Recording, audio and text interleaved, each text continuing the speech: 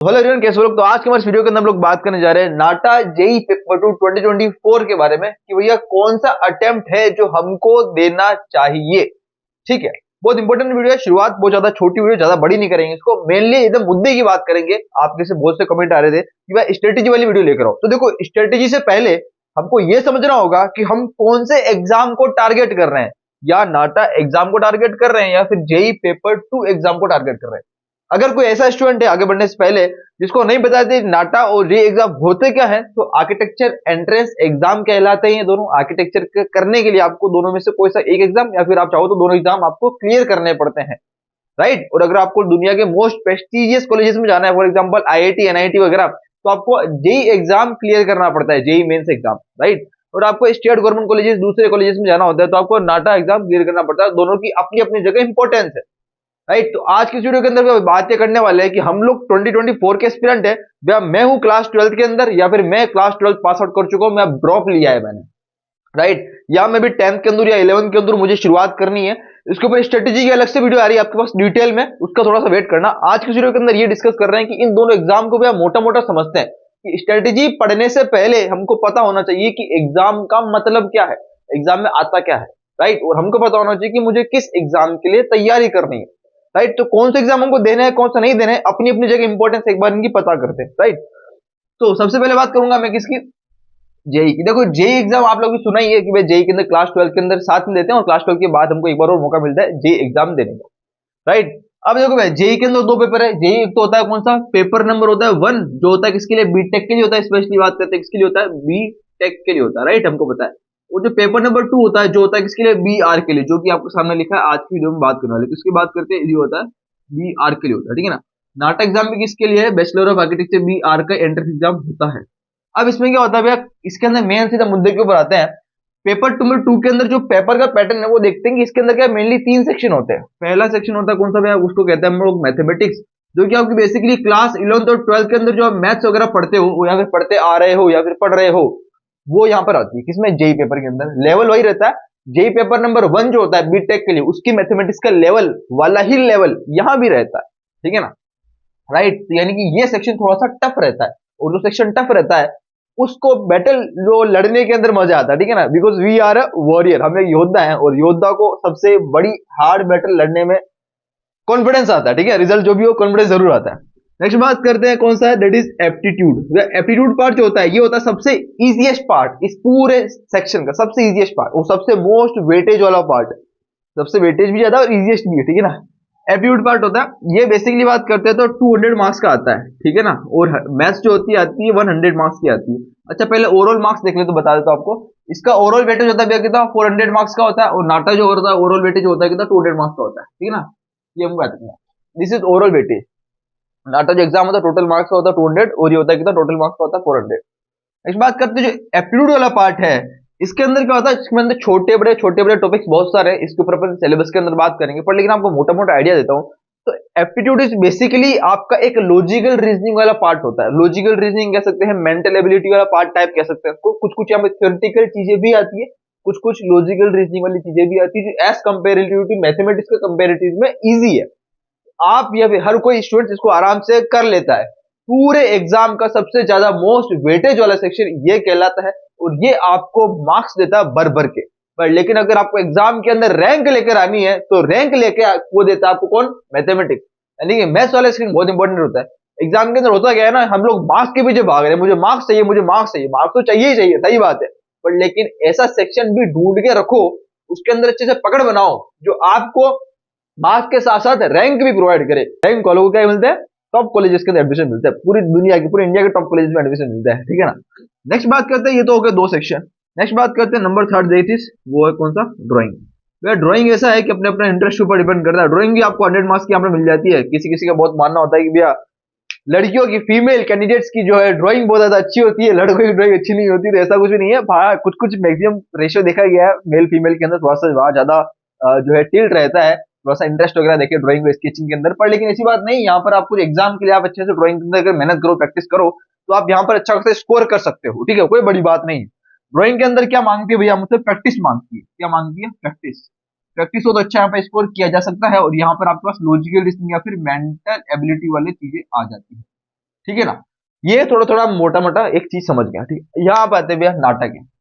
नाटा का बेसिकली नाम ही क्या है, national aptitude test in architecture.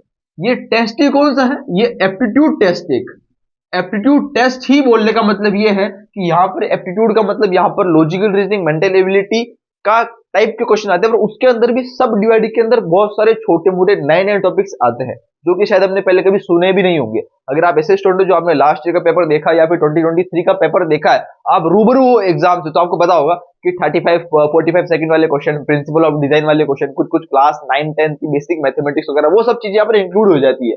इसके अंदर अपन अलग से स्ट्रेटेजी वाली वीडियो के अंदर बात करेंगे और सिलेबस वाली वीडियो के अंदर बात करेंगे, डिटेल में समझेंगे चीज को, ठीक है ना। अभी अपन मोटा मोटा आइडिया लगा रहे हैं, ठीक है। तो ये तो हो गया कि अभी एप्टीट्यूड टेस्ट, यहां तक की तो बात जो है क्लियर है। अब इसके अंदर मैंने आपको बता दिया मोटा मोटा क्या आता है, कुछ कुछ क्या है मैथ्स आती है, कुछ कुछ क्या है फिजिक्स आती है। क्लास कौन सी, 9th और 10th की। मोटा मोटा आइडिया ले रहा हूँ, रफ आइडिया ले रहा हूँ।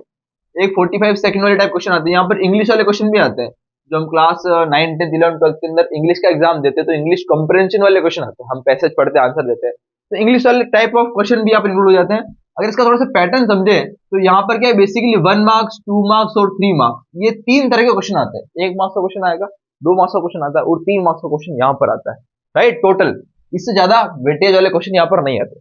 यहाँ बात करें तो सबके सब क्वेश्चन क्या है, 4-4 मार्क्स के होते हैं, राइट, और 4-4 मार्क्स के क्वेश्चन होते हैं। और यहाँ पर बात करें तो यहाँ पर नेगेटिव मार्किंग भी होती है, पर यहाँ पर क्या है, नो नेगेटिव मार्किंग, यहाँ पर नेगेटिव मार्किंग नहीं होती। तो यहाँ पर क्या बेनिफिट हमको रहता है, नाटक के अंदर नेगेटिव मार्किंग नहीं होती। यहाँ पर क्या है, पूरा पूरा क्वेश्चन हमको अटेम्प्ट करने को मिल जाता है, पर यहाँ पर क्या नेगेटिव मार्किंग रहती है। और यहाँ पर क्या है, मल्टीपल सेलेक्ट वाले क्वेश्चन, यहाँ पर एमएसक्यू भी होते हैं, multiple select question MSQ. MCQ तो होते हैं multiple choice question, multiple select question भी होते हैं, पर यहाँ पर क्या है एमसीक्यू होते हैं। और यहाँ पर एनएटी होता है, न्यूमेरिकल आंसर टाइप क्वेश्चन। यहाँ पर भी एनएटी होता है, न्यूमेरिकल आंसर टाइप क्वेश्चन। आपको पता होगा नंबर वाले क्वेश्चन आते हैं ना, न्यूमेरिकल आंसर, जिसको बोलते हैं जो हमारे पास कैलकुलेशन वाले पार्ट होते हैं, न्यूमेरिकल आंसर टाइप क्वेश्चन, वो यहाँ भी होते हैं, वो यहाँ भी होते हैं, पर यहाँ पर नेगेटिव मार्किंग होती है। यहाँ पर सही करने के ऊपर मिलते हैं 4 मार्क्स, गलत करने के ऊपर होते हैं -1 मार्क्स। तो ये कुछ मोटा मोटा आइडिया, रफ आइडिया आप समझ गए होंगे, आप कहने का मतलब क्या है और एग्जाम को क्या बोलना चाहता है। अब इसमें देखो थोड़ा सा कॉमन पार्ट देखो, तो जो मैंने यहां बोला और जो मैंने यहां बोला, इसमें से कुछ कुछ कॉमन आपको समझ में आ गया होगा। कॉमन ये है कि ये जो एप्टीट्यूड पार्ट मैंने बोला, ये लॉजिकल रीजनिंग, मैथमेटिक्स, ये क्या है मेंटल एबिलिटी, कुछ कुछ यहाँ पर आती है। और मैंने यहां भी बोला था ये भी बेसिकली क्या एप्टीट्यूड टेस्ट ही है, यानी कि क्या ये पोर्शन और ये पोर्शन सेम है। सेम तो नहीं कह सकते, पर अप्रोक्सीमेटली बात करें तो इस वाले जो एप्टीट्यूड टेस्ट का 20% टॉपिक्स, यहाँ के 20% टॉपिक्स इसके अंदर है, ये पूरा इसका 20% है। मतलब कि हम अगर इस वाले एप्टीट्यूड को कर लिया तो ये भी अपने आप ही हो जाएगा। यानी कि हम किसकी तैयारी करें, इसकी तैयारी करें या इसकी तैयारी करें, यहाँ तो बाकी 3 चीजें भी है, तो क्या इसको तैयारी करने से ये तो हो जाएगा, पर इन दोनों का क्या। इसलिए मैं कहता हूं आपको कि नाटा और जेई आपस में इंटर रिलेटेड एग्जाम है, ये आपस में क्या अंदर से जुड़े हुए। हम ये नहीं कह सकते कि मैं नाटक की तैयारी कर रहा हूं, मैं जेई की तैयारी नहीं कर रहा हूं, या मैं जेई की तैयारी कर रहा हूं, मैं नाटक एग्जाम नहीं देने वाला हूं।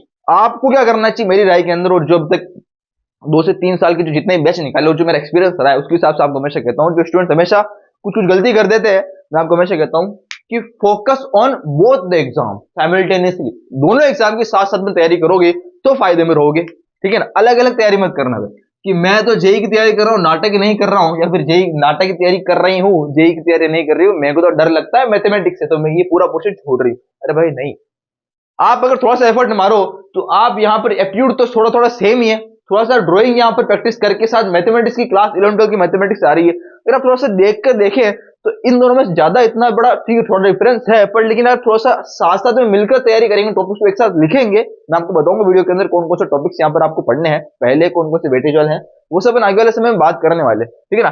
पर साथ में तैयारी करेंगे तो मुझे लगता है कि फायदे में रहेंगे, क्योंकि होता क्या है ना कि जेई से जो हमको कॉलेज मिलते हैं, मैंने आपको बताया था जेई से आपको मिलते हैं कौन से कॉलेज मिलते हैं, आपको आईआईटी मिलते हैं, एनआईटी मिलते हैं साथ में, ठीक है, ट्रिपल आईटी वगैरह कॉलेज है, ये सब बीटेक का कॉलेज है, यहाँ पर बीआर नहीं है, एसपी कॉलेज होता है बीआर के लिए सबसे बेस्ट कॉलेज है, ये आपको मिलते हैं जेई मेंस, तो आपके पास ये चांस रहेंगे।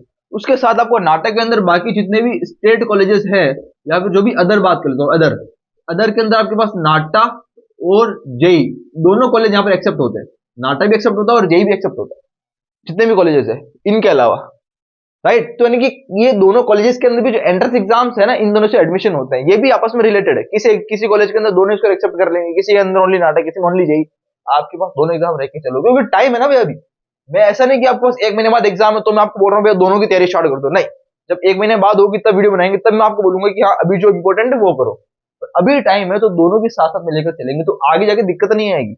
आगे आपके पास क्या होगा ना, जेई का जो पहला अटेम्प्ट है वो आपका होगा कब, जनवरी के अंदर होगा अप्रॉक्स। सेकंड अटेम्प्ट कब होगा, अप्रैल के अंदर होगा। अब जनवरी के अंदर अप्रैल के अंदर होगा, यहाँ पर क्या होगा, यहाँ पर पहला अटेम्प्ट अप्रैल के अंदर होगा, सेकंड क्या होगा मार्च सॉरी मई जून के अंदर, या फिर थर्ड वाला जुलाई के अंदर वो भी होगा। आपके पास ये अप्रैल के अंदर ओनली अटेम्प्ट यहाँ पर कॉमन मिल रहा है, इसलिए साथ में तैयारी करके चलेंगे तो दिक्कत नहीं आने वाली, कहने का मतलब, राइट। उम्मीद करता हूँ आपके मोटा मोटा जो क्वेश्चन का सवाल यहाँ पर मिल गया होगा। और कुछ कुछ टॉपिक्स के बारे में बात करेंगे। आप नीचे कमेंट सेक्शन के अंदर जरूर कमेंट करना कि आप कौन से वाले बैच के हो, आप 2024 का एग्जाम देने जा रहे हो या 2025 वाला देने जाओगे, अभी 11 के अंदर और 12 के अंदर और ड्रॉपर, और नीचे कमेंट सेक्शन में जरूर कमेंट करना। और साथ साथ के अंदर टॉपिक लिख देना भैया नेक्स्ट किस टॉपिक के ऊपर आपको वीडियो चाहिए, लिस्ट बता देना। अगर आप लिस्ट बता दोगे तो बहुत बढ़िया है, कौन कौन सा आपके मन में इच्छा है टॉपिक को पढ़ने के लिए, मुझे लिस्ट लिख दो नीचे, 1 2 3 4 8 10 जितने नाम लिख सकते हो लिख दो, ठीक है ना। मैं उस हिसाब से वीडियो को आगे आने वाले समय के अंदर शेड्यूल कर दूंगा। बाकी ऐसे स्टूडेंट जो कि 2023 में एग्जाम अभी दिया है, जिनके कॉलेज एडमिशन चल रहे हैं, तो उनके ऊपर भी साइमल्टेनियसली वीडियोस आती रहेगी, ठीक है। उनके भी स्टूडेंट्स को कमेंट आ रहे हैं क्योंकि कॉलेजेस के ऊपर भी वीडियोस डाल दी, तो दोनों वीडियो लगातार आती रहेगी। और बात करें भी नाटा 2023 का एक अटेम्प्ट होने वाला है, 4th वाला अटेम्प्ट, उसके बारे में अपन डिटेल में अलग से वीडियो में बात करेंगे, राइट। इस वाली वीडियो में बस इतना ही। Thank you so much, goodbye, धन्यवाद।